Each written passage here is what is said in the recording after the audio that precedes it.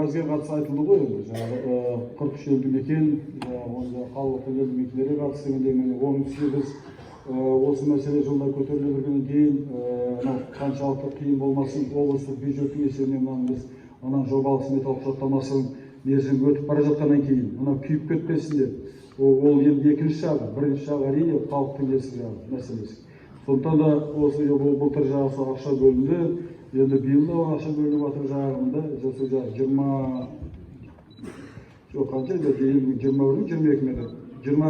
21 елді мекенге газдандыру ақшасын бәрі бөлініп жүріп жатыр. Осы орайда жаңа көтерілген мәселеге тоқталғым келеді. Бір сұрақ қойылды, ауылды жерде газ құбыры бола тұра қаншама үй газге қосылмай отыр деген. Өте орынды сұрақ. Өйткені біз жалпы статистиканы айтамыз. Айталық газдандыруға қатысы облыстың ортақ көрсеткіші 38%. Ауызсуға қатысы 54% мысалға да. Яғни жердің бәріне тамаша деп айта алмаймыз. Ауызсуды айтатын болсақ, мысалы оның бәрі 24 сағат су беріп отырған жоқ. Өйткені кейбір жерде 2 сағат, кейбір жерде 8 сағат, кейбір жерде 6 сағат дегенде білді. Енді ананың бәрін көтеру керек қой.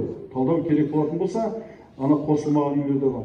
Осының біз талдауын бәрін былтыр жасап шығардық та газге қатысты 88 беді. 88 мың халық газге қосылмай отырған болса, о 53 мың халқын сол ауылды жерде газы бола тұра газға қосылмай отырған 53 мың халықты 2019 жыл газға қостық. Ауызсуға қатысты 110 мың халықты суға қостық. Міне көшенің аяғында қалып кеткен үйлер бар, басқа бар дегенде міне 110 мың. Оның талдауы бар. Енді 592 үй бұл 4 елді мекенде жаңадан ғана сол газ құбырға келген елді мекендер. Сондықтан да бұлар есепке енген отыр. Оны қараңыз, енді қалай қосты газге? Ең арзан бағасы көшедегі газды үйге кіргізудің 150 мың теңге болған, ең арзаны. Ары қарай жоғары кете береді.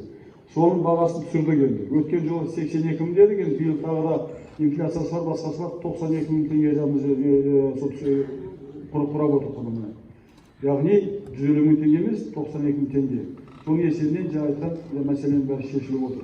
Бірақ ол 92 мың теңгені көтере алмайтын отбасылар бар. Оны біз шешуіміз керек жаңағыдай демеушілердің есебінен, басқа да жол іздеуіміз керек деген. Оны біз шешуіміз керек. Ол бір ма? Енді кеше ғана біз Тұрар Рысқұлов ауданында болған кезде осы газ мәселесіне қатысты осы мәселе айтылған тағы бір мәселені айтты. Өйткені барлық жерде көтеріліп жатқан мәселе. Енді барынша облыстың газдандыру көрсеткішін жоғары көтергелі отырмыз. Өткен жылы айталық 86 елді мекенді газдандыруға қатысты жобалық смета жасалды. Сөйтіп 41 ма 42 миллиард бар. 43 миллиард теңгеге анда министрлікке апарғанын тапсырдық. Енді Жамбыл облысынан басқа да облыстар бар ғой.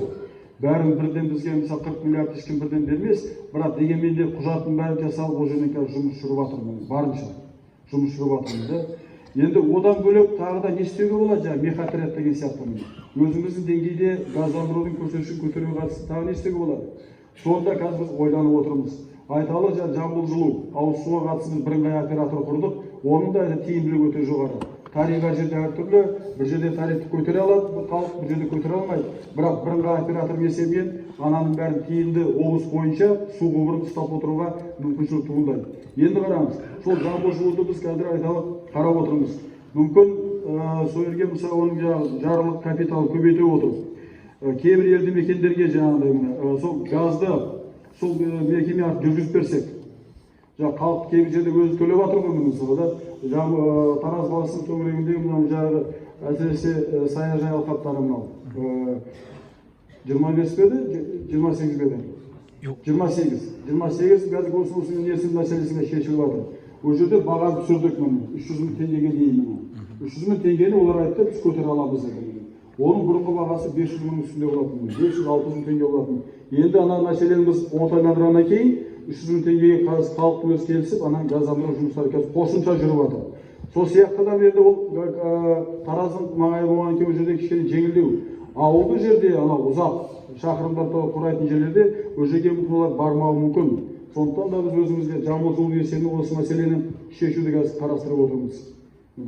Тек қана бюджеттің есебінен, мынау жаңа айтылғандай жобалық сметалық құжаттама есебінен емес, мынау коммуналдық мекеме есебінен газдандыру мәселесін қазір біз қарап отырмыз.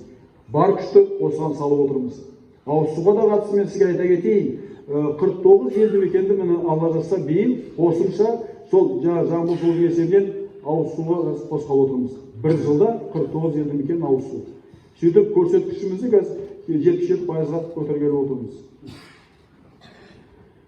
Яғни қолдағы мүмкіншілікті қарау керек қой, барынша тек қана республикадан ақша бере бермейді. Не болмаса аудан облысқа ақша бере бермейді.